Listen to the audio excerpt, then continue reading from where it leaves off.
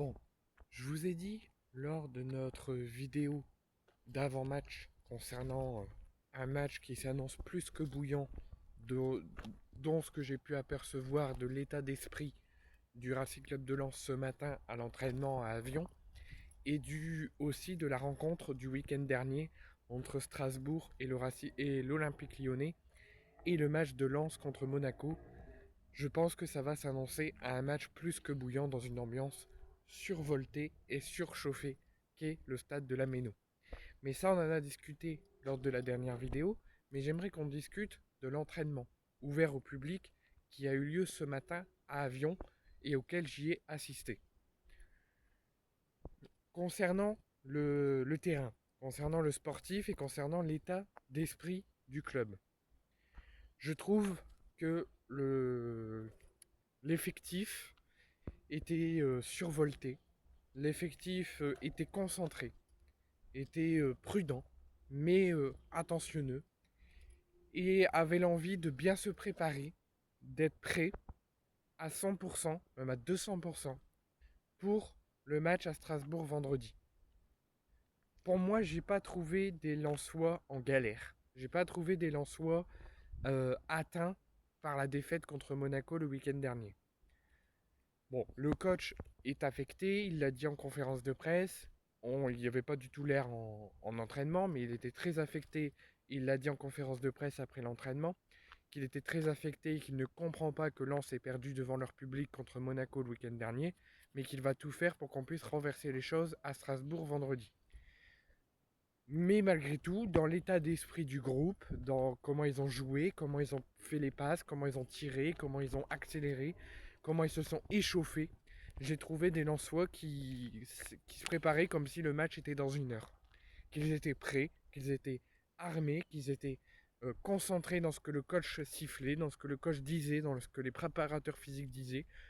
Pour moi, j'ai aucune inquiétude pour le match à Strasbourg vendredi. Je veux juste qu'il ait de la prudence, qu'ils écoutent bien les consignes du coach et ce qu'ils auront travaillé ce matin à Avion, mais aussi pendant une semaine. Qu'ils écoutent ce que leur coach leur aura dit, leur aura imposé. Et faire attention surtout, comme je vous l'avais dit, à l'agressivité strasbourgeoise et à ce qu'il propose. Concernant le coach Pierre Sage, moi je vous le dis un jour, il est promis à une grande carrière d'entraîneur. Et j'ai trouvé, par rapport au Pierre Sage que je vois lors des matchs à Bollaert, lors des matchs du RC Lens en championnat ou en coupe, peu importe, et dans ce que j'ai vu comme état d'esprit ce matin à Avion, j'ai trouvé un Pierre Sage du type Roré Sampaoli à l'Olympique de Marseille, ou du type Roberto De Zerbi au temps où il était à l'Olympique de Marseille. J'ai trouvé absolument pas le même Pierre Sage qu'on voit en championnat. En championnat, enfin, ou en coupe, peu importe, mais sur le terrain à Bollaert, en match, on voit un Pierre Sage qui bouge tout doucement, qui parle à son staff, qui donne des consignes à son staff, qui donne des consignes aux joueurs, qui fait les changements, mais il reste calme, les bras croisés, il bouge les bras un petit peu pour donner des consignes, il parle, mais tranquille, zen. Mais par contre, le Pierre Sage que j'ai vu ce matin à Avion, j'avais l'impression de voir un entraînement de l'Olympique de Marseille. Ou de voir un match de l'Olympique de Marseille.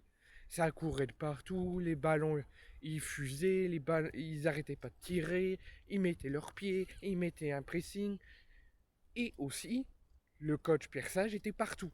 Il criait, il sifflait, il allait voir ses joueurs, il leur parlait, il les bousculait un petit peu. J'avais l'impression de voir Roré Sampaoli ou Roberto De Zerbi à l'Olympique de Marseille.